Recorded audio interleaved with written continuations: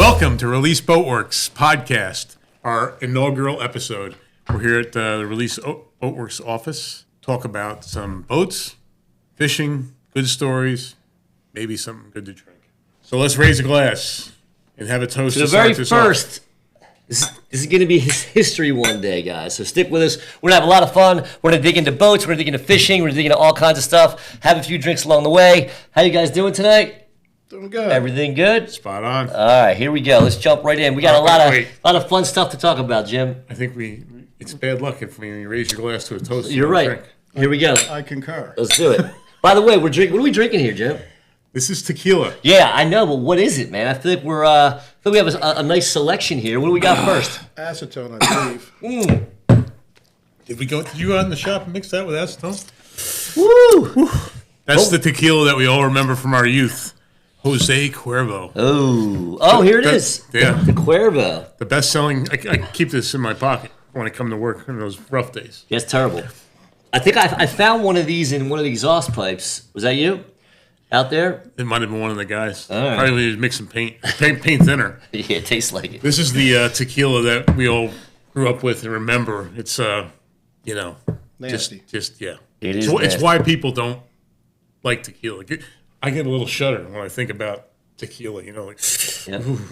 So, guys, I'm going to try to keep these guys on track. Jim's going to talk boats. What are you here to do? I'm just here to drink. All right, fair enough. He'll probably have some good stuff to add, but we'll see where it goes. And we hope to get this going every maybe month or so. We hope you guys find it entertaining, informational, and most importantly, we want to keep you guys up to date with what's going on at Release Boatworks. So, guys, just so you know, my name is Joe Bacuti. I am not a big boat guy, but I'm one of the partners here at Release, and you might hear me say stupid things like the left side of the boat or the steering wheel instead of the helm.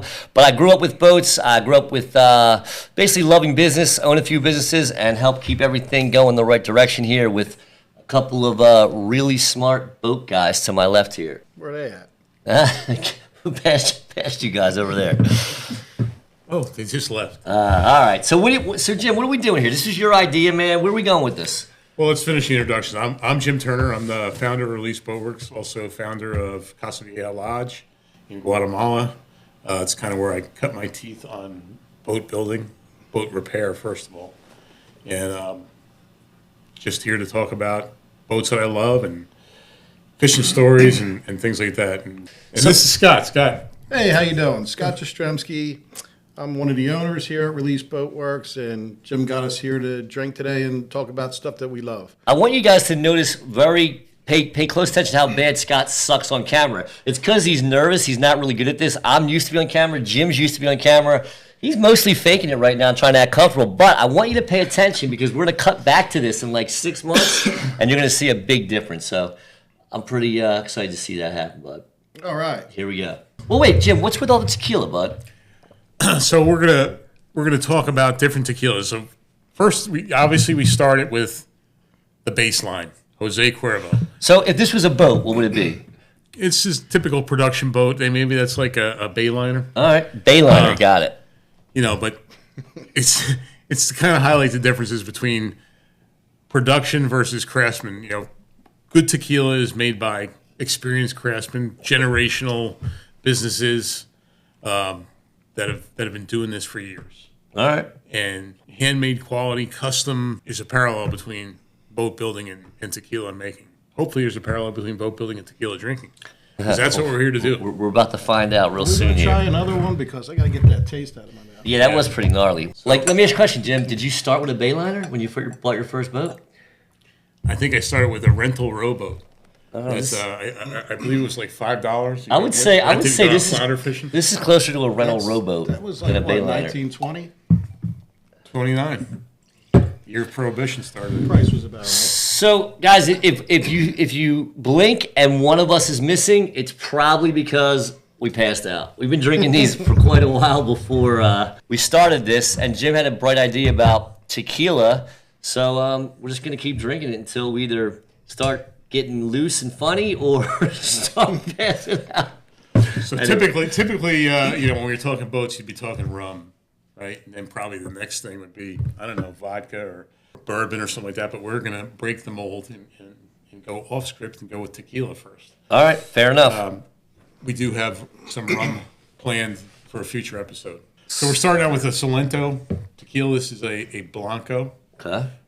This is the first batch of tequila. It's usually not aged. Comes right from the agave plant, and it's This is kind of straight out of the tap. your purest agave, right? Purest agave flavor.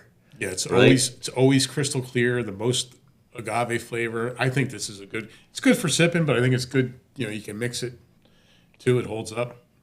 Don't mix it. Don't make margaritas. Yeah, and basically, if your idea of drinking tequila is salt, a lime, right, a glass, you're probably doing it wrong, right? I don't know. You would know that. Why does he know so much about this? Jim's been around, man. There's been a lot of booze thrown through. Actually, I think Joe is the tequila drinker. I am. I prefer tequila. I never really understood. I asked Jim last week, why do all the pirates and most captains and boaters drink rum? And you said, do you remember? You said because it's the easiest to make. It is the easiest to make. I don't know if pirates made it or if that's what they traded. I don't know. All right, fair enough. So let's try this one. Didn't you guys say it's bad to pour it and not drink it? It is. All right. Cheers. Better. Much better. Better. Face didn't look better though. I mean, none of it's delicious, but This one's pretty good. I mean, definitely way different flavor than that stuff. I want you guys to just take a look at Scott and my glass and then Jim's glass, and notice his is still mostly full. He's mostly. I'm a connoisseur. Yeah, he's That's mostly sipping and trying to taste it. Yeah. We're just trying to get drunk, right, Scott? So yeah. All right, fair enough. So, Scott, I guess I know your story. Tell everyone else your story about, like, what's your boat situation? Like, how'd you get into boats? What do you know about boats? Like, how do you even know if they can trust you talking about boats? So I started restoring boats with my grandfather and my brother. Maybe I was 14, 15 years old. From there, we had someone asked us if we would build him a boat. We ran into a guy that used to own Pacemaker and built sailboats, Bob Seidelman. From there, we ended up buying Topaz yachts, built that for a few years, ended up selling it, had a non-compete, started restoring boats, then got into the Silverhawk boats, ended up building them until about 2009, and then got into bigger boats, which was Out Island. Took a little break. You, as you remember, called me up. I was at actually the Mid-Atlantic in Cape May. He said, my dad just seen this boat. We got to have it. I want to build this boat. So you got to picture my dad, right? He's on the Wildwood near Rio Grande Bridge. He's got this little fishing shack, and he's 80. Right now he's 80 years old. He's sitting out there. He just watches boats go by all day long, right? So he's out there. He's watching these boats, and my dad's like a boat, like insane boat guy, right? I've been around my whole life. I just remember handing wrenches, changing manifolds when I was like 4, and he said to me, Joe, I just saw the most beautiful boat I've ever seen in my life. And I was like, wow, that's like a lot coming from my dad. And I said, what is it? I don't know. I know it said Release on the side of it. So I never really knew much about it. So I called Scott. Now, we didn't even know anything about Jim yet. Call Scott, said, Scott, I gotta find one of these boats. I want to buy it for my dad. And he says, I know where to find the guy that builds them. I know where they're at. They were right around the corner. I said, all right, let me try to reach out. Yep. Took about 4 months to get this guy to call back. Well, he's busy. But once he got back to us, I just now found out that he used to build sailboats first. Oh, he's a little bit of a blow boater. Had I known that, he'd still be calling. All right. So here's a quick impromptu memory test for Jim. Jim, do you remember what was unique about our first sea trial with you? It happened in the first 30 seconds of our first sea trial. I think we broke something, or did we hit the boat across the marina from us? We had one of the captains that wasn't familiar with the boats, and he didn't understand the throttle much. And I remember you saying, "Whoa!" and we hit the boat in front of us. The captain was only ran my boats for like 10 years. Yep. Well, that was Captain Crunch, right? Captain Crunch, that's right. And then Scott said, don't worry, I can fix it. Right? Yeah. And that's kind of and then Let's talk about how we got. What is this building we're in? This was Ocean Yachts Facility Ocean 2. They did R&D. They built the 29 up to the 42 footer, I believe. So you told me they were putting one boat out every 4 days. Every 4 days. Pretty That was a impressive. 48 footer. And interesting, when we bought this building, there was a big hole in the floor, right? It was probably like 8 feet deep. Yeah. And that was for their 70-foot hole that they were building here, and then they would chuck it down to the. But I didn't understand the big hole when you told me it was for the flip. Yeah, so you could roll the mold because the mold was a big mold, and the height's 20. They used to build the molds that would be on rollers, so they would roll to the side. You could spray the gel coat inside and start laying the glass, and then spray it the other way so guys weren't climbing in. They needed the height. Walking through fiberglass and all that kind of stuff. So we met with the owner of Ocean, right? We were between buy and post, remember? It was Post Yachts. And Place. there was one other small one. Oh, what's his name? Anyway, so we meet with the owner and we negotiate the whole thing, and we get in here and there's 40,000 square feet, and we're how many acres? 12, 13 acres or something like that. And we're here and like me, Jim, and Scott, we're like, man, like we got a lot of room here. You know, you're used to building boats, what, one off, like two off, three, like Yeah, we had a building in Miami that was just like 6 bays. So you could build one boat in each bay, and you'd slide it out, move it over to the next bay, slide. That was like the assembly line. So we came in here and we're like, oh, like we'll probably need about that much room. So we literally leased the back of the building out to some flower company, and within I think 3 months we had to kick them out because we started getting so many orders, right? Like it was like a sleeper. It was like people didn't, I don't think, realize that there was a little lapse in building them for a minute, right, as you were transitioning out of where you were to here. And I don't know if people understood, like there was a little lapse, and all of a sudden the word got out, and then 3 months later it's full, right?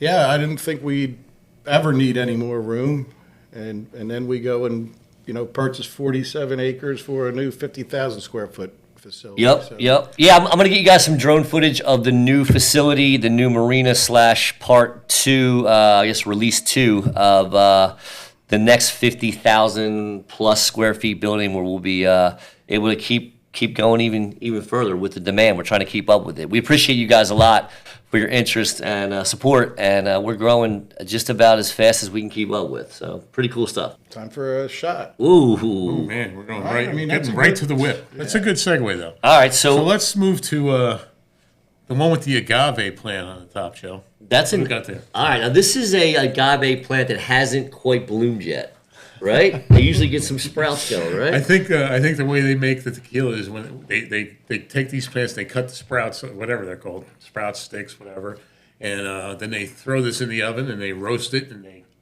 chop it up and squish it, and the juice that comes out, that's what gets put in the still, and they cook it and ferment it. Or it hasn't quite bloomed yet. Or it's a golf ball.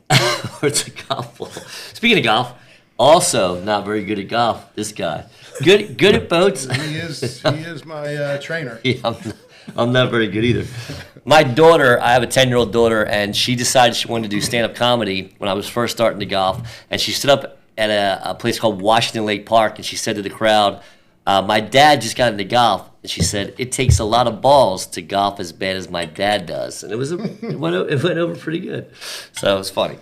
Now we're drinking another Blanco here, Jim? This is another Blanco. This is Fortaleza. This is regarded as the best tequila in the world for a Blanco. I'm, not necessarily a huge Blanco fan, but this is the best. And the ones that named it that Handmade. are this company.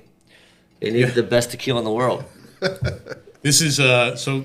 I think an important note is that this is 100% natural, no additives, just the plant, some yeast, water. In Mexico they say don't drink the water. I assume this water comes from Mexico. Ooh. Well, yeah, but there's enough alcohol there to kill the germs. That's pretty sure about that. So, Fair enough. let's see. Woo.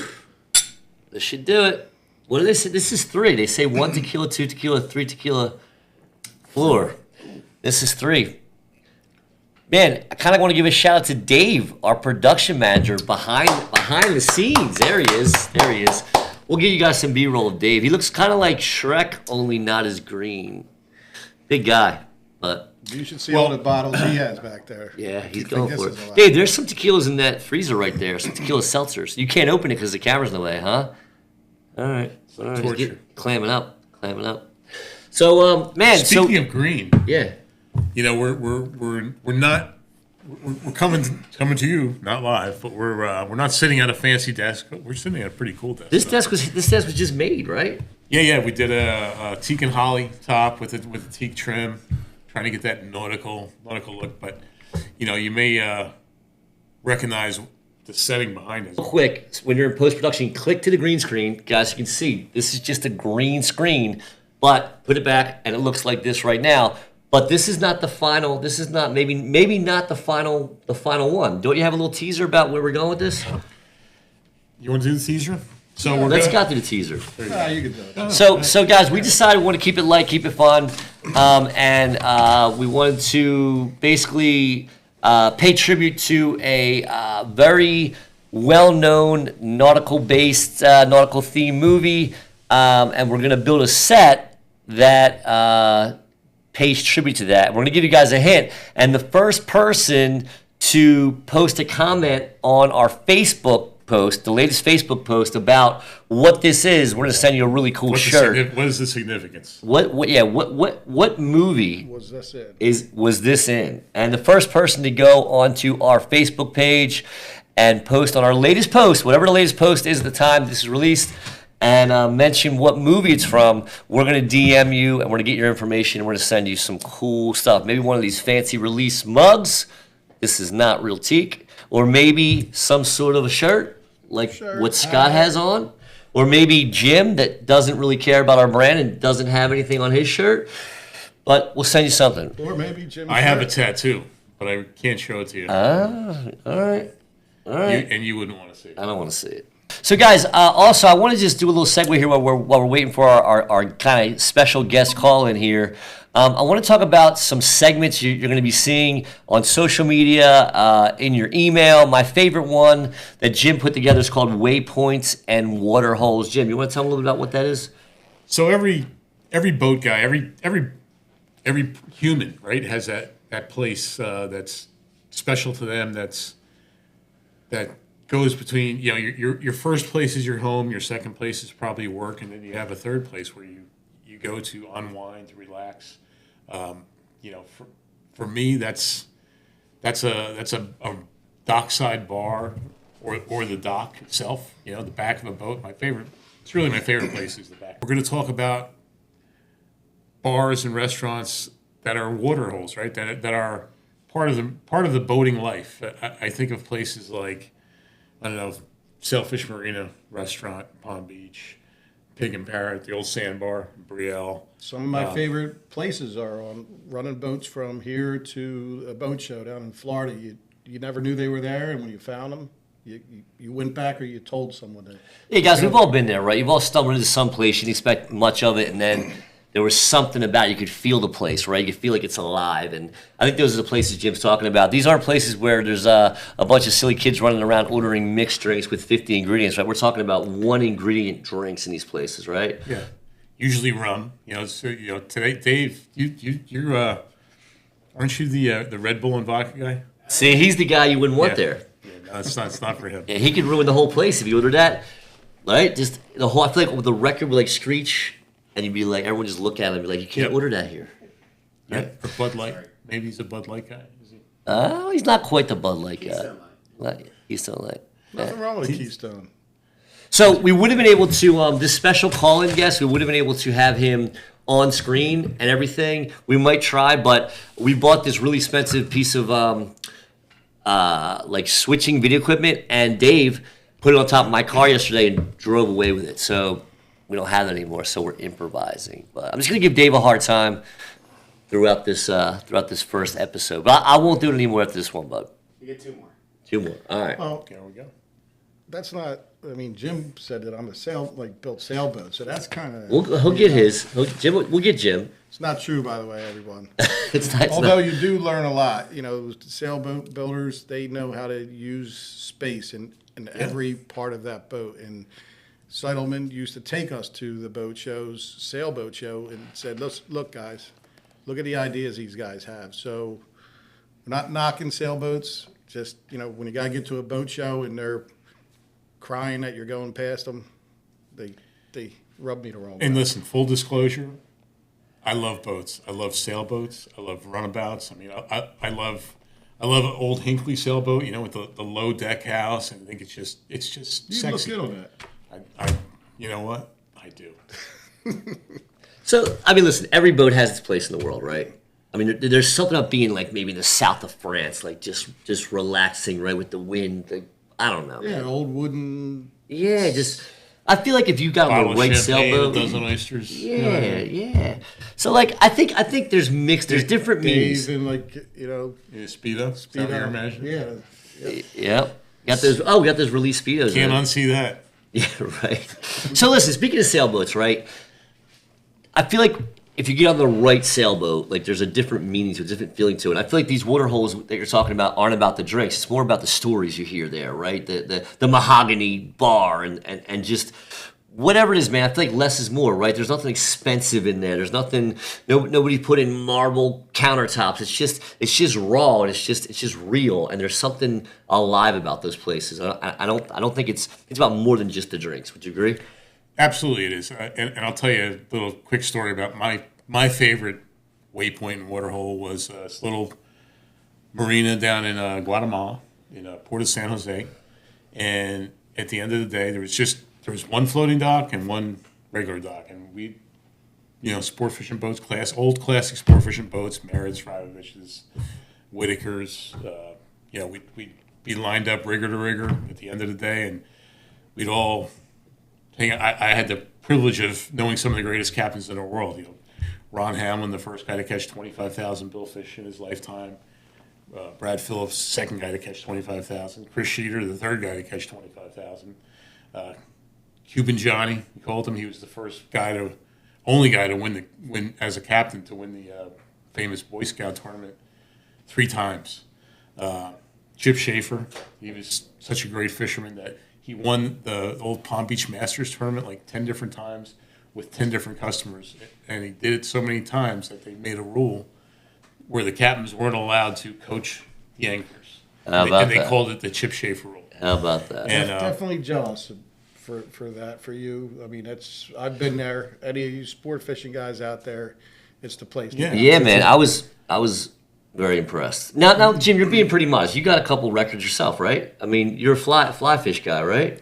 Yeah, we set the record for first boat. So when I first pulled up my first boat, Release, that was the name of the boat, not the brand. We'll get into that in a second. Yeah, but I had shirts made up, and our goal, my captain Chris Sheeter, I talked about it. So our goal was going to be the first boat to catch 30 sailfish in a day on a fly. The most that had ever been done before was 28, done by Chris Sheeter. So I had the shirts made up, and I put 15 release flags on each sleeve. So it's like we set the bar for ourselves, and we went out this one day, and we actually we passed 30, I think, by 11 o'clock in the morning, and ended the day with 57 on the fly. So Nice. That was pretty cool. Very cool. So, man, I feel like we're not doing our viewers any justice without telling, or we'd be doing them an injustice if we don't tell them about how Release came to be. You just mentioned a boat called Release, but it wasn't a release, right? No. And let me just set you up here. So, at Casa Vieja, which is probably still considered the best fishing in the world, right? Absolutely. You were among, in your fleet, some of the greatest boats ever built. Tell us first about what boats were in the fleet. Well, I will, but I think before we do that, I think it's time for another taste of tequila. I didn't even finish this one, bud. Well, But I will. let's go down to the far What do you end want, there. Jim? This one? Yes, that's the one. This here might be my personal favorite. It is. This is a Herradura. This is a reposado, Oh. which is a Spanish word meaning rest, I think. How about that? So this tequila, I'm sure Scott will be resting later. A couple more shots. It's going right. to work. this tequila is No, don't mix them. I still got this one. I think in American it means passed out, right? Good, yeah. I'm pretty sure that's what it means. All right, I'm gonna drink this one, and I'm gonna get to this one. So let's cheers to this. So real you're going to quick. be one behind, or are you going to? Well, I was while you guys were like fucking off, I was drinking, so I'm one ahead actually. Sorry for you youngsters out there. Yeah, you know how these well-spoken G-rated captains are. All right, cheers. Cheers. Can't cheers, you have the wrong brand there.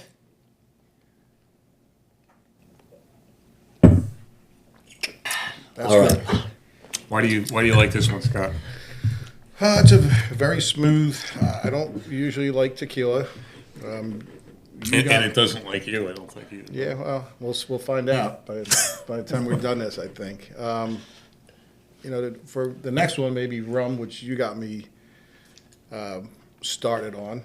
I would only drink rum and Coke. Now, I do that. That means it's not such a good rum. Just like this with a margarita. I never would drink tequila. Joe, I mean, you're a professional at it. I am. Got good. I went from they're pretty not really great tequilas. The ones I kind of grew up on. It was this one I think everyone has had at one point or another. This is trash. Sorry, but it is. But then I went to Patron. Then I went to like Casamigos, and I found a little bit of a gem, Espolón it's called. It's not a super expensive one, but it's 100% agave, no additives, and it's like just kind of like if you're just gonna have something laying around the house, like this stuff, man. This is really good stuff. I feel like you wouldn't just bring this out every night for like random people, right? Just for your friends. What's your favorite so far? Man, I think it's a good question. I think the one. secretly likes I the think Corvo. no. I think this one I just had. I think this. How do you say this one? Fortaleza. Fortaleza. Yeah, I think I like this one so far the best. But we're not done yet. There's still time. So, man, without further ado, now that everyone's kind of been hanging on watching us drink, let's talk about the roots of Release, man. But before we get into Release, I want to talk about, you know what? Let's take one quick break. Let's see if we can get our guy on the line here, our special guest. I'm not going to leave you guys hanging. Stay with us. The story Jim's going to tell about how Release started, the boats in his fleet, what Casa Vieja turned into, what it meant to where we are now. It's a great story, but we're going to be right back here in just a second with a special guest with some really cool stuff to talk about. Okay, we're going to go live to Miami, the streets of Miami right now. That's right. To my friend Herb Roselle. He's the founder of South Fishing. He's been sending people all over the world for a few years. 33 years. 33 years. Just started yesterday. Yesterday. And so Herb and I have known each other for quite a while. And, he's my go-to guy when I need to know where the bite is hot. All right, I like it. So, guys, we have a little bit. This is our first one, so you might see Herb sometimes. You might not see Herb sometimes. We'll go back and forth, but you can definitely be able to hear him, and that's what's most important. The best thing about Herb is what he says. That's right. And I have a face for radio, so don't worry about that. You don't need to see me. All right, here we go. We're gonna put a big still. I mean, on the green screen right behind us, we can put his. We could put like a poster, like a billboard. We could do that. We could put Herb on one side and Fidel on the other side. Oh, I like it. There you go. Right. My cousin. Fair enough. So let's jump in. Let's talk. Go ahead. I was just saying my cousin Trudeau. He's the illegitimate son of Fidel Castro. But go ahead. So let's get right into it. Where is the bite hot right now? The Pacific this year has been everything. I mean, there's some stuff going on in the Caribbean, in the Dominican Republic as normal, the whites and some of the sailfish. But this year, the Pacific, all the way from Guatemala all the way down to Colombia, has just been record-breaking. Guatemala, I don't think since we started on the Intensity, which is a beautiful 37-foot game fisherman, I don't think we've had a day where we've raised less than 25 sails per day. Then going down to Costa Rica, it's been a mixed bite of sailfish and marlin. And all the way down to Tropic Star, we just had down in Panama, just had a record-breaking season with the most numbers of black marlin, the most numbers of grand slams, the most numbers of billfish they've recorded in 62 years since they've been around. Wow. So it is an epic Pacific bite. And our old So- friend Bill Boyce is down there, I believe, right? Running the show. Yeah, Like yeah. the, Bill Boyce went down to host the what they call their black marlin season from December through March, and again he's just had some epic numbers. But same thing goes in Guatemala. Boats have been raising some 50, 60, 70 fish plus days. They even teetered into the 80 and 90 plus sales that they were raising per day. So incredible numbers in the Pacific. So inshore fishing wise, some of the guys over in Panama has also been doing some spectacular inshore fishing for places like off of Coiba, fishing down in Jicaron and Montosa. That they've had some great yellowfin tuna fishing, and that area there does spectacular rooster fish. I call it the greatest fishing hole in the world with cuberas, roosterfish, bluefin, trevally, you name it. So, and it's Miami, so we have a little bit of background going on here, but great fishing. Hey, we're here in Jersey, so it's not a lot different, except it's still wintertime and And it's dark and it's cold. Yeah. But so the bite's coming off in Guatemala. That's kind of good and kind of bad for us because I guess in a few weeks we're all going down there, bringing some of our boat owners down for the second annual release getaway. I got a question for Herb.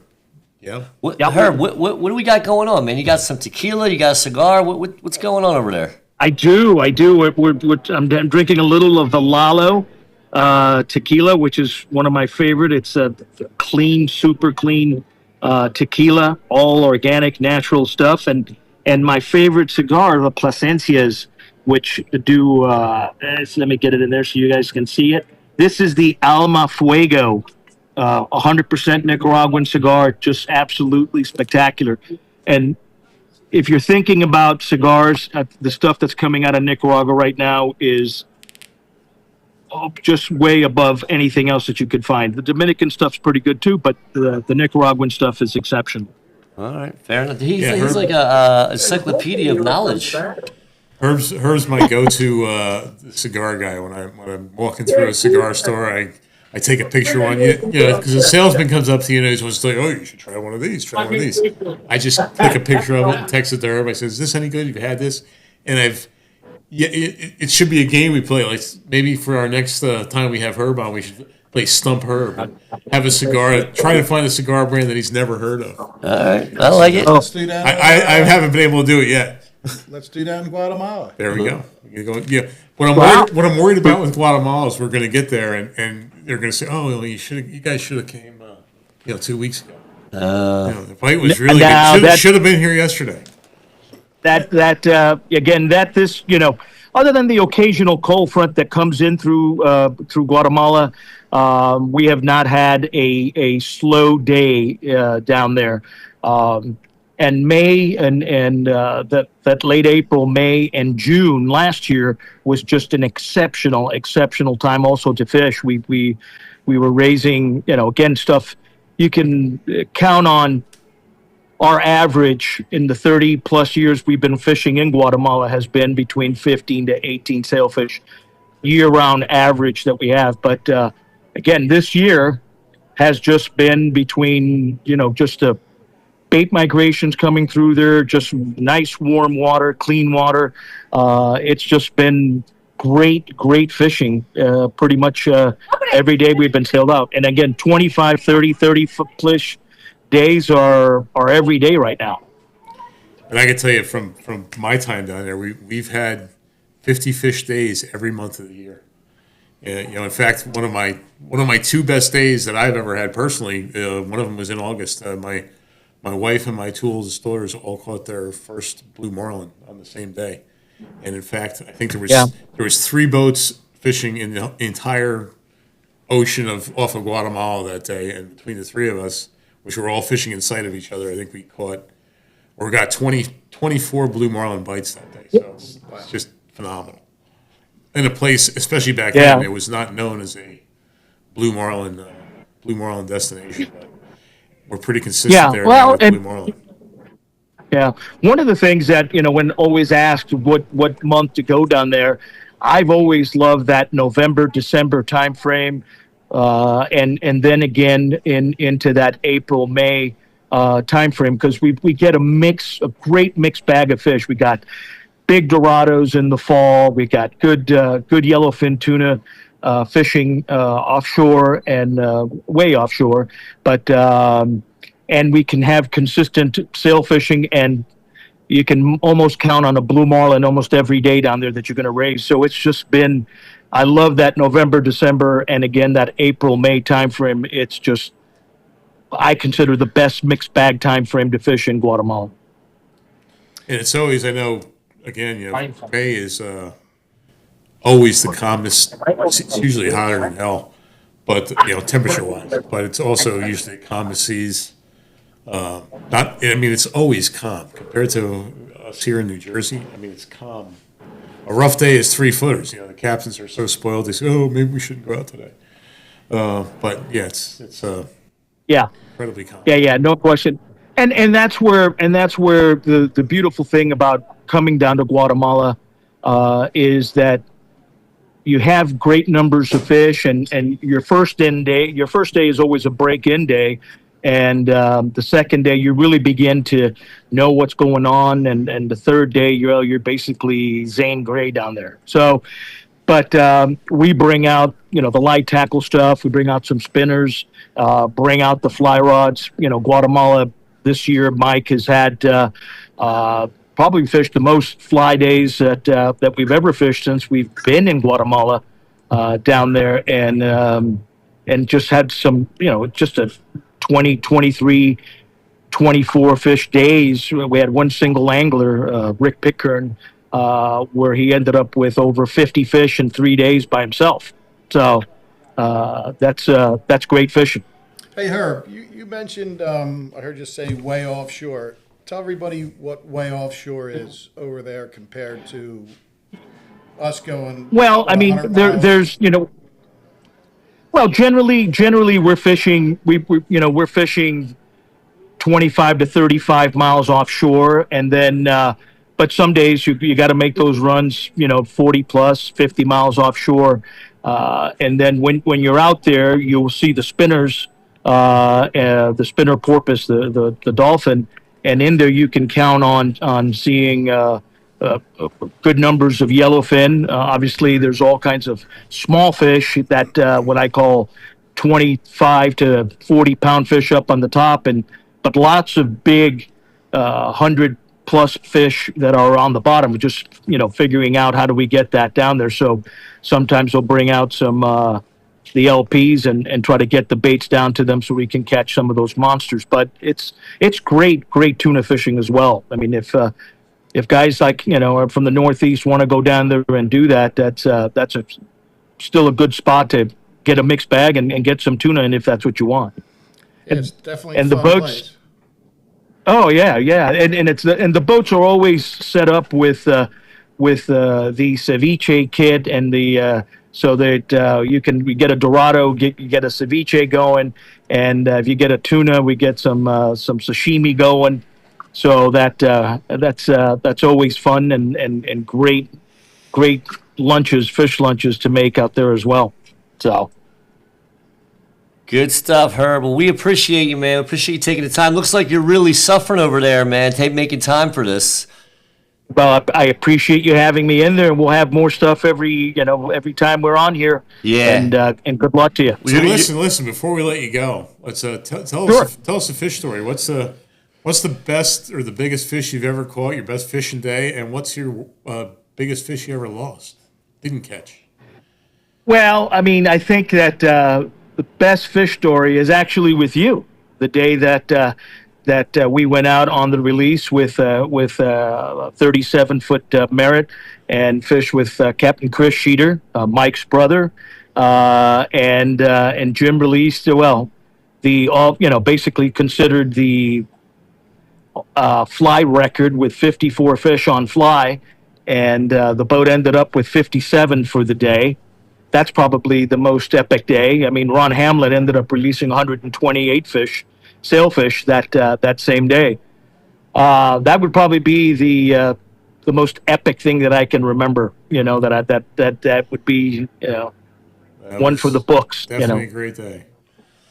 Well, And I'll Herb, tell you, one Yeah. funny thing before I let you go is a lot of people have been talking about fly fishing for billfish, and Jim knows because since our since the beginning in Guatemala, we've always done everything with basically by IGFA rules, and one of the things that we do is when teasing fish to the boat is we put the boat out of gear and the fly is presented, so which is all basically IGFA legal, and that was done when we caught these 57 fish on fly as well. very cool, Herb. Listen, man, you're going to be our go-to. Every time we do one of these podcasts, you're going to be our go-to for fish stories, cigar stories, some sort of liquor stories, and you're going to be our OG for all the good stuff. Looking forward to it. Thanks for having me. So listen, if one of our people watching this wants to get in touch with you, book a trip to Timbuktu or. It's real easy to get us, at southfishing.com. It's on there. That's the easiest way to look us up. All our contact numbers are down there.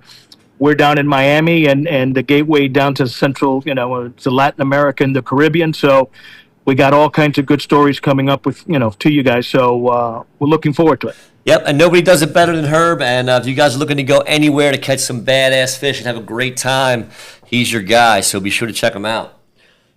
All right. All right, Herb. We appreciate it, man. Take care. Take care. As usual. So, man, he's a pretty awesome guy, Herb. Yeah, Herb and I've had a lot of fun over the years. I feel like there's nobody more knowledgeable than him when it comes to where to fish, what to fish for, and just like all around. Yeah, he obviously spends a lot of time surfing the internet because I don't think he really knows. Well, he looks like he's having a good time out there. He looks like he knows how to pick a good cigar and a good tequila. So we love having him on. Hopefully, he can join us every podcast for a little more knowledge, a little more fishing report of where in the world can you catch fish? Yeah, with good old Herb. we did like wasn't that old thing like where's Waldo? We can do like where's Herb? Where's Herb? Where's Herb this week? There you go. He can pop in from like, hey, I'm here in the Kenai Peninsula in Alaska. I like Whatever. it. I like that. Good stuff, man. Another good segment for that. We gotta see if we can go to Osama on, man. Yeah. Where in the world is? Speaking of where in the world, Osama's always somewhere.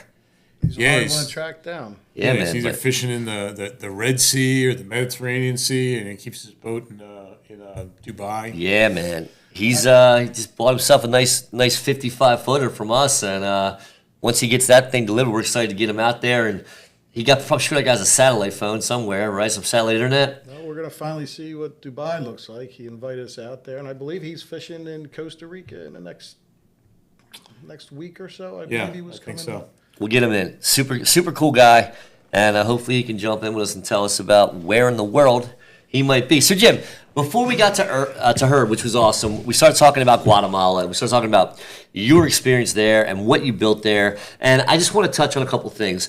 Obviously, you built one of the greatest fishing lodges, maybe the greatest fishing lodge in the world. You since moved on from it. I don't know how great it is. Still, I don't know anything about it right now, but I know that you went fishing plenty of times in Guatemala. And what prompted you to want to build your own lodge?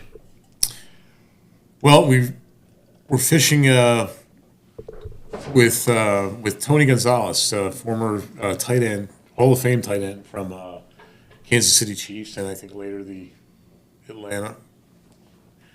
Just Mike on. Didn't they just lose to the Eagles, those guys? Yes, they did. All right, well, I'm a Philly guy, so The post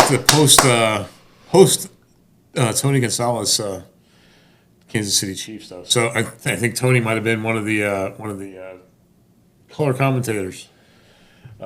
Anyway, we were doing an episode of the New American Sportsman, and this is when I just had my first boat down there, charter boat, and the lodging got screwed up. Fishing was phenomenal. Lodging got screwed up. and I said, I can't have customers coming down there and not being responsible, not me being responsible for their entire experience. So I felt like it was important that I control their experience from the time their plane landed till the time they took off again. So I decided to start a little very small scale fishing lodge. I thought I could have, it made sense to have 2 more boats and a little lodge, and somehow that grew into a 8-boat fleet or 9-boat fleet. What boat did you start 27. With? Started with a 37 Merit named Release. Actually, it was a 1961 37-foot Merit, originally built as the Timid Tuna. Chris Sheeter was my captain. Nico and Ricardo were my She's still mates. going strong now, right? Still running strong, probably on its, 10th set of engines at least, I'll bet. We put 1,500 to 2,000 hours a year on that boat, so, anything that would break did as a result of all that. And, multiply that over the years by 8, because I had 8 boats at one time, 9 boats at one time, so I knew everything that was going to break and how to maintain. So maintain these boats. besides the 37, what were the other 7 boats? Who, in order, had a 37-foot DNC, which was basically a Costa Rican game fisherman. That was Intensity. It's still there. Had a Rybovich, 37-foot Rybovich named Pelagian, later renamed as Makaira. That's still there. That was in 1962. Had a 1968 Daytona 37-footer named Cañazo, which is named after the rum drink of Guatemala, which is basically a rum and coke. What else do we have? Had a 43-foot Merit, had a 40-foot Whitaker, had a 40-foot Rybovich, had a 38-foot Stolper.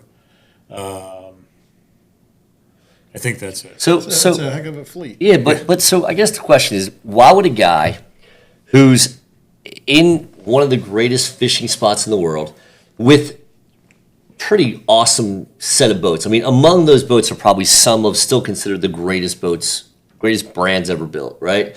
Why would you start? Why would you start your own brand boat? Like, what was missing? I ask myself that every single day. I had to, obviously when I got these boats, they weren't in pristine condition, so I had to restore them all, almost all of them. And my friend David Salazar helped me do that. And we got finished restoring the last one, and he said, "Aren't you tired of fixing these old wooden boats? You ought to build your own." I said, "Yeah, it sounds like a good idea. Then I can," and the goal was just to replace all these old wooden boats, not to sell boats, not to build boats for everybody else, but I knew exactly what I wanted them to do. So I hired this naval architect, Erwin Gerards. I brought him down to Guatemala, had him fish on all these boats. Tough job interview, right? And he had to come down and I'm going to take you fishing on the best boats in the world. And, we went out and we designed what is now the Release. We were like, well, what are we going to call this company? I'll name it after the first boat. A lot of people like to name the company after themselves, and I was never that guy. Nobody wants a 43-foot Turner. No. That's for sure. So we designed this boat, and we were going to the boat show as Casa Vieja Lodge at the Miami Boat Show, which we did every year. So I said, well, as long as we're going, let's put a poster up of this, line drawing of a boat, just to see if anybody else would want one of these things. Was this the walk around yet at this time? No. They never, ever, ever had an intention of building a walk around. I wanted to build classic old game boats, like all the boats that I owned. I think out of all the boats that we had down there, only one of them was an Express. So they were all flybridge game boats, open bulkheads, because to me that's the best boat ever made. So I put the sign up. The guy came by, saw the drawing of it, started talking to him. He said, "Well, would you build a walk around for me?" I was like, "Well, I'll build a canoe for you if that's what you want, And he said, "Well, my only condition is it has to be a walk around, and the cockpit has to be bigger than a 61-foot Viking." I said, "Okay, we'll do it. I'm willing to build whatever you're willing to pay for, sir."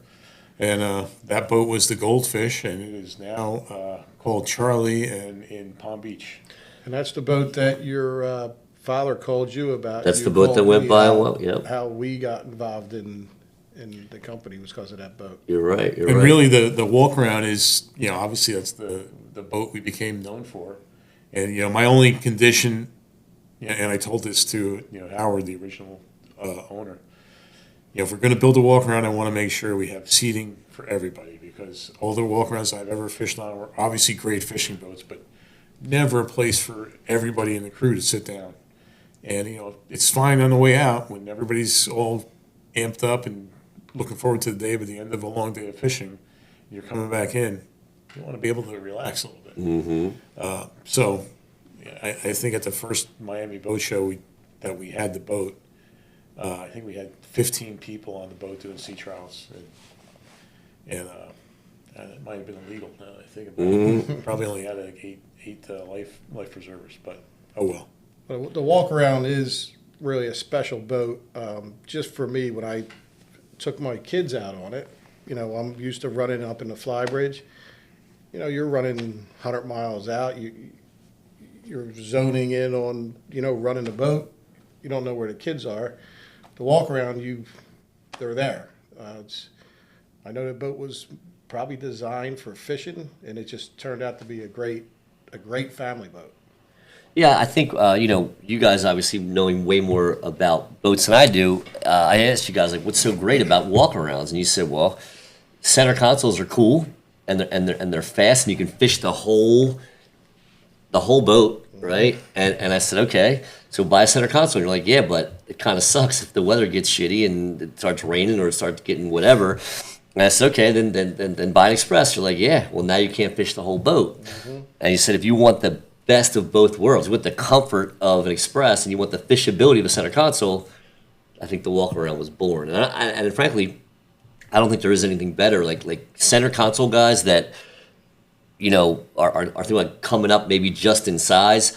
It's a great consideration for them, especially like you said, people with families or people that are just looking to have somewhere to go when things go sideways. So Yeah, our customers seem to be the diehard sail fishing guys, tournament guys moving up, and then the older guys that had the captains, had the big sport fish, don't want to deal with an engine room. They're and a captain. They're kind of coming down saying, I could take my wife out to dinner. She's not walking around tripping over an outrigger. They could dock it. It's we've been lucky on both sides. of it. it's super interesting because it really is the boat in the middle. We have, like you said, guys coming up, center console guys that are tired of getting rained on and getting beat up, come up to it because they want to keep their fishability. And then, like you said, guys that have an express or a big boat that, they're just tired of handling all that boat or they want more boat to fish.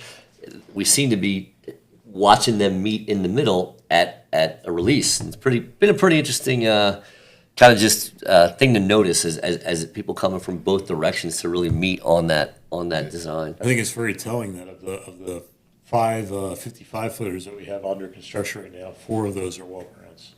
It is. It's pretty interesting. I didn't expect that. I felt that as we grew to bigger sized boats, that it would become more traditional, the convertibles. And, Yep. Talking Game boats. about that, I think you said at that show you wanted to build a regular game boat. This year, we came out with a brand new model, 46 game boat. How's that make you feel, finally putting a boat that you wanted to build out? Oh, it's great. The first one we finally pushed outside the door of the shop today, and I took a bunch of pictures of it in the sun. It's really, that's special. We could probably show a couple pictures of it right now. Outside, get some off your phone. We'll go to that. And also, we just got done another photo shoot on a boat that we just got delivered. Let's talk about that for a second. That was a 46-foot walk around. Went to Lighthouse Point, Florida. I think it's amazing. We have Lighthouse Point, Florida is a 1 square mile town, and there's 4 release boats in there right now in that town. Wow. And Which Vero's going to have. Vero's going to have 3 this winter. Yeah, I live in Vero Beach, Florida now, and our nearest inlet is 13 miles away from downtown Vero Beach, and we have three release boats there right now. And none of those three are mine.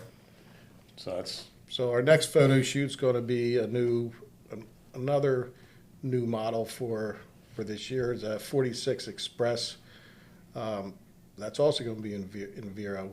We got a pretty global set of deliveries coming up, right? Don't we have Cabo? Where's Carlos? We got Costa Rica, Canary Island, Cabo. We have 2 in Cabo right now. UAE. We got Dubai coming up, right? We got Carlos is where? Canary Islands. Yeah. Pretty interesting. Been pretty global set of orders recently of people just. It's interesting how it gets out there, right? Because we don't really do much advertising except for the Marlin magazine, so it seems like it's really starting to. I would say every time a boat gets out there and hits social, people seem to be like interested in what we're doing, and that's when the phone tends to start ringing. So pretty interesting. I think mainly because, like you said, all of our boats either leave the country or they're sitting behind someone's house. I can't think of one release right now besides in Cabo that's sitting at a marina, so people don't even know about the boats unless you can't do a dock walk and hope to see a release. It's just not going to happen. So dock walk, man, you just touched a key word I wanted to talk about. Dock walk is going to be a super cool segment, guys, that Jim's going to be doing as well. Hold on, time out. Weren't we supposed to do a tequila shot? I was getting there, bud. I was getting there. All right, you want to take it? I think we're a little off. We're a little off. All right, Yeah. trying to time out on me. You want to pick? Want to pick one? Do we need to bring the gaff out? Which? Oh, what's this one, Jim? This is Casa Noble. This is Reposado. Okay. Another really good, all natural, no additives. But don't listen to me. Let's taste it. Let's try it. Did you taste that one already, Joe? It looks like. I've been tasting these. I've been tasting this all day. I thought that was full when I set it down at that end of the table. I just want to make sure that these were all okay before we started drinking them on camera. And they are. What about Dave over there? I mean, I don't think it's fair. Dave, throw me one of them. Dave, throw one of them release cups over here. I'll give you a little shot, bud. Sorry, never mind. You can have one later. We'll tell you about it. We'll describe it to you. We'll catch you up, bud. All right, so this is Casa Noble Reposado. To interrupting me in the middle of a talk. There you go. I'm going to let you go now. All right, here we go. So, dock walk. That's a good one, Dave. So, this is a good one.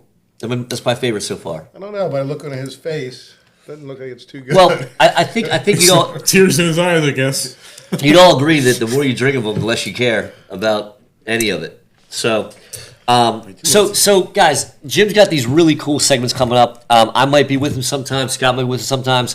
The waypoints and water holes, you're going to find Jim all over the country, probably all over the world, and some of the coolest bars, sitting down with some of the coolest people, old OG captains, fishermen, storytellers, pirates, mermaids, anything he can get his hands on. That's going to be a really super cool segment that you're going to find him putting out in the regular. And I think my favorite. We're always looking for ideas for that too. Yeah, guys, jump on social. Matter of fact, we'll put a post up about these segments, and if you guys jump in with if you know a cool spot to shoot this, we'd love to have you come out and say what's up on one of the first episodes of Waypoints and Waterholds. And then the next one that I'm really excited about is called Dock Walk.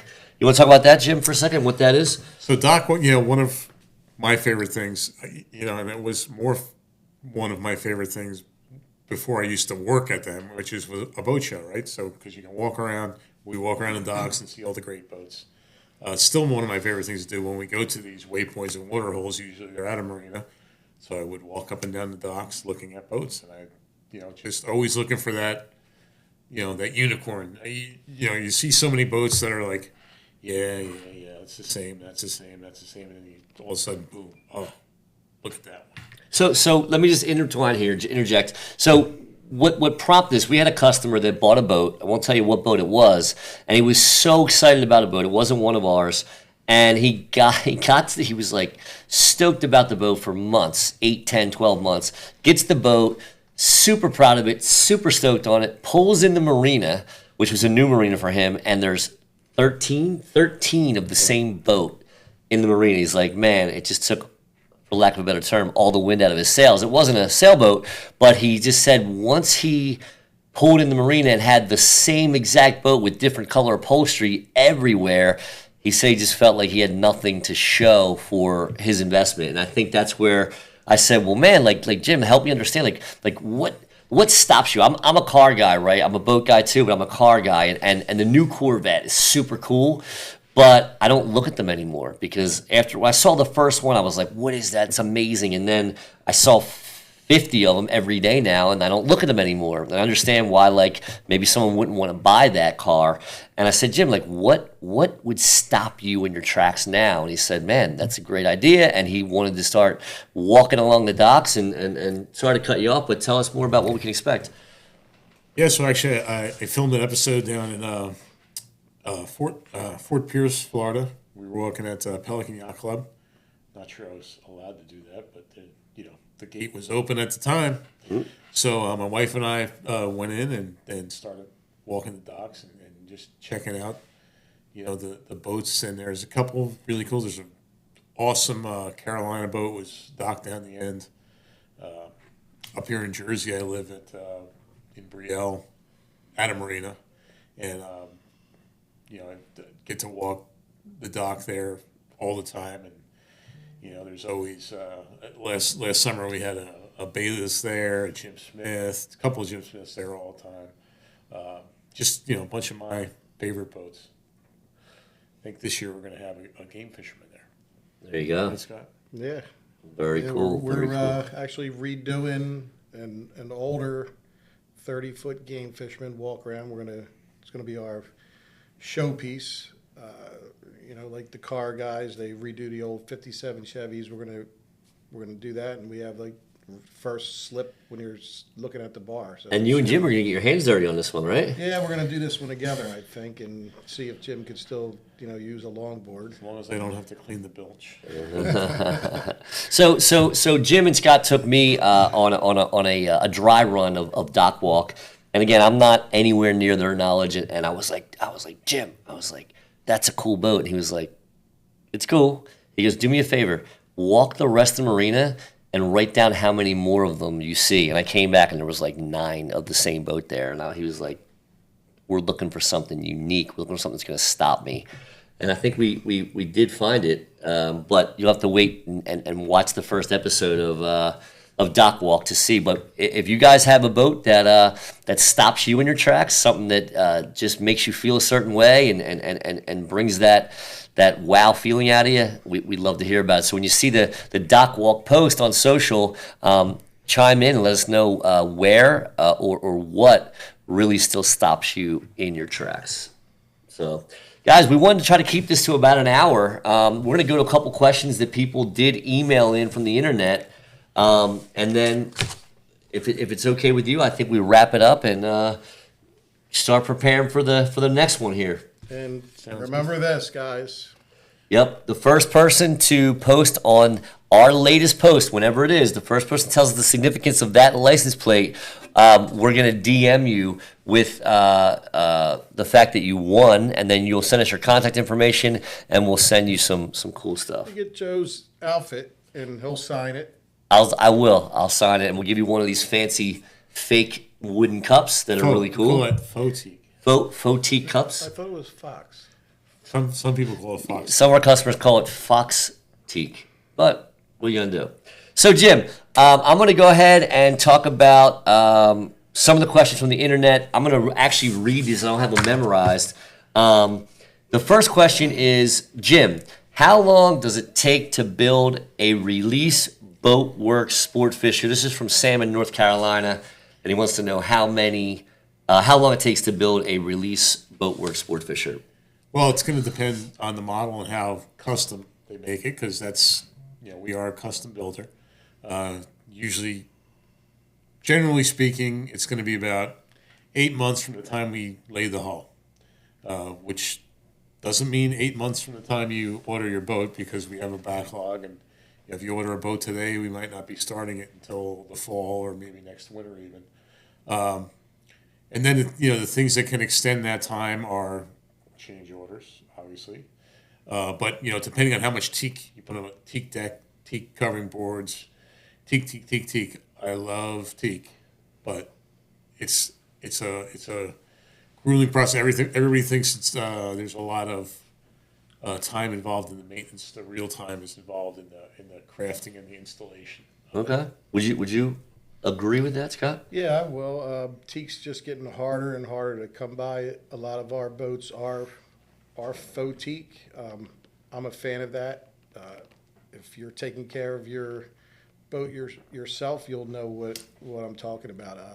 The faux teak is just like your paint job. If you take care of it, it's going to last you a good 10 years.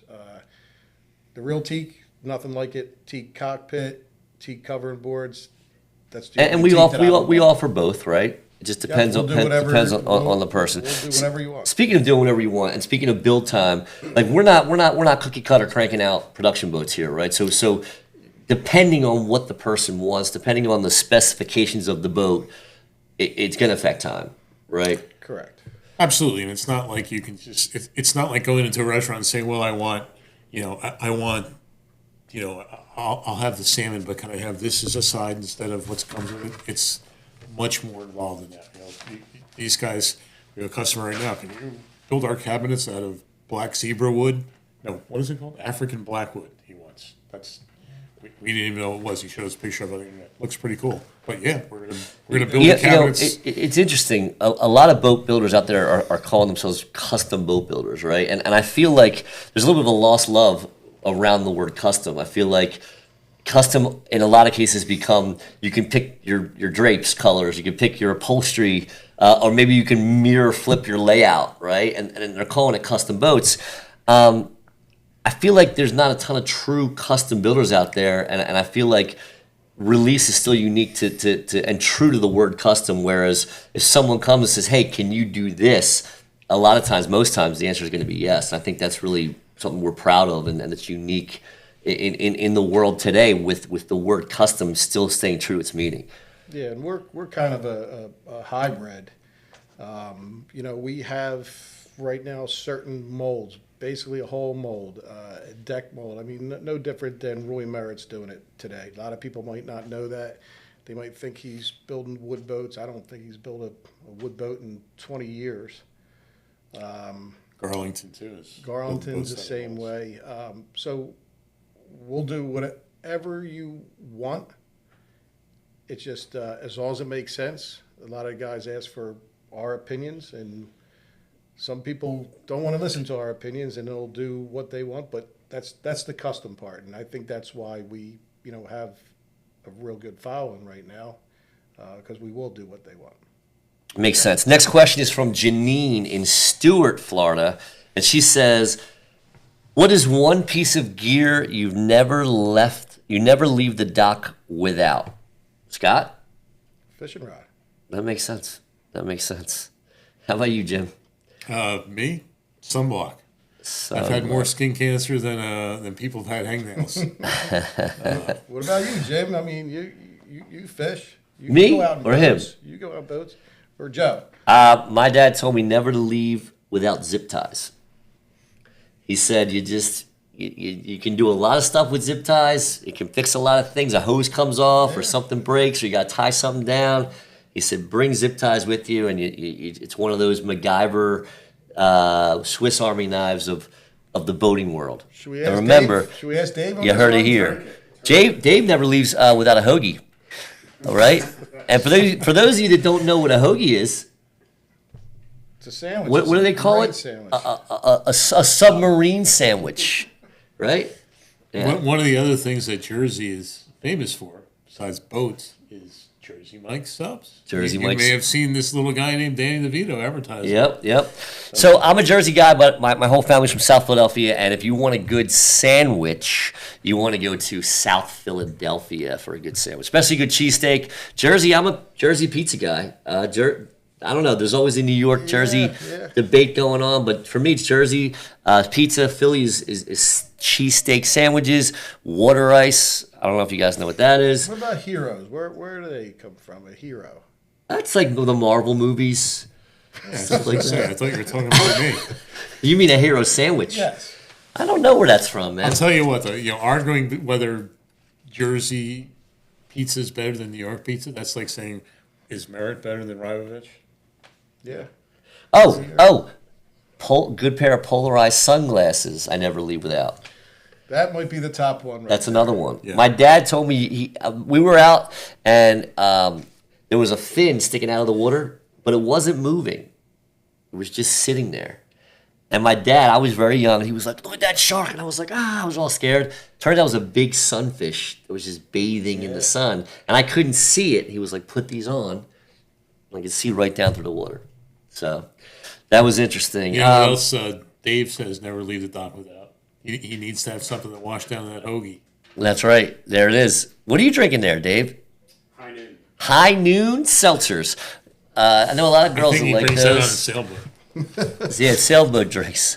Don't He's worry- getting don't buried worry, over I'll here. build you one, Dave. So man, those were solid picks. Let's do one more question. This is from Anthony. It didn't say where he's from, but he's asking Jim, what's the biggest fish you've ever caught or lost? Which is an interesting question because Herb tried to answer that. But what about you? Biggest fish I've ever lost. I don't know if it was the biggest one. It's one I remember most. I had I would call it 250 to 300 pound great white shark, which is a juvenile great white shark. But hooked him, reeled right into the tip of the leader, which is a 15-foot leader. So it was right there, 15 feet away from the transom of the boat. And I didn't know what the heck it was. I mean, I knew it was a shark, but I didn't know it was a great white. All of a sudden, I see the tail start kicking, and it jumps out of the water 15 feet into the air right there. It just moves to the back of the boat, jumps 15 feet out of the water there, moves over there, jumps 15 feet out of the water, and then just takes off running about 300 yards straight out. I'm fishing with a 130-pound tackle. Just didn't even know it was hooked. Just goes out. Started rolling in the wires, and as for fighting this fish, it got rough. And anyway, rolled up in the wire, kicked the wire, never caught it. So That's the one that got away, man. That's the one that got away. There it is. And it may be a clue to one of our earlier questions. It is. Might be too My easy to clue. biggest fish I've ever caught was an 800-pound tiger shark off of Manasquan, New Jersey, back in, I don't know, 1990. Catch it on the fly? Did not catch that one on the No. fly. All right. No. How about you, bud? Biggest one I lost was we were pre-fishing for 2001 White Marlin tournament. It was on a boat that I built for a customer. He let us fish it in the tournament. We left out of Atlantic City, ran outside. We were in a Baltimore, and we had a big blue marlin. Estimate 700 pounds. Somehow whether I didn't have the drag set right or I gave it too much drag, lost it. I still picture that fish jumping today. Got it back, and we actually pulled the swivel. So it had full drag. Something I don't know was it. We didn't go through it. We didn't set our drags yet. We were fun fishing, basically. So that was one that I could close my eyes and picture it leaving now. Biggest one I caught would have been maybe a 220-pound yellowfin. That species, I never got another chance to get a big blue marlin, but So mine was our first company trip. I don't think you were there for the first one in Guatemala. I saw a video. Caught a 300-pound, maybe we get some B-roll going, 300-pound blue marlin, and that was a thrill. That was a good one. Didn't Dave have to help you with that one? Maybe. We'll edit that part out. Don't worry about that. So, man, I mean, that's what keeps us coming back, though. Speaking of helping, though, Yeah. let's help me out with this last tequila that we have to try. Oh, what do you got, bud? You're the Scott? tequila guy. which one are we on? And the Cascanas. This one? We didn't do number this 7. one yet. Yeah, we started with that one. That's the one you skipped. No, this has not even been drank. Is this? Yes, we did this one? Yeah, All right. you skipped it. It's this one here, right? Yes, that's the one. Yeah, this is the good, supposedly the good stuff. Let's see. We'll make this one count. Now, listen, guys, why he's pouring, the ones that got away, isn't that what keeps us coming back to fishing? Always. Right? I mean, if we caught them all, give me a little one, Bugs. I'm going to drive home. You said Dave was driving. Damn it. I edit that out, too. He's only So drinking high Dave, noons. get over here. Oh, yeah, Dave, you want to come on shot? We edit you out. I'm good. You look a little dusty, man. What were you digging in the closet over there? Yeah, I'll get going. All right. This is a good one here, guys. All right.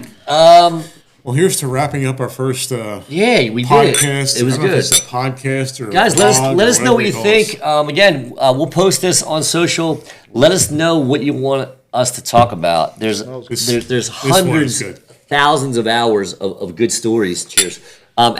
Here. We want to get you guys out in the shop. We're getting some more technology. We can take the cameras mobile. Want to get you guys out in the shop. Want to help you learn more about how we build things, the way we build things, why we build things. Right? We don't just do it because it's a business. We have this like love of boats. Especially these guys have blood in their veins that's just full of love of boats. So it's really a passion. There's a lot of things we could have been doing.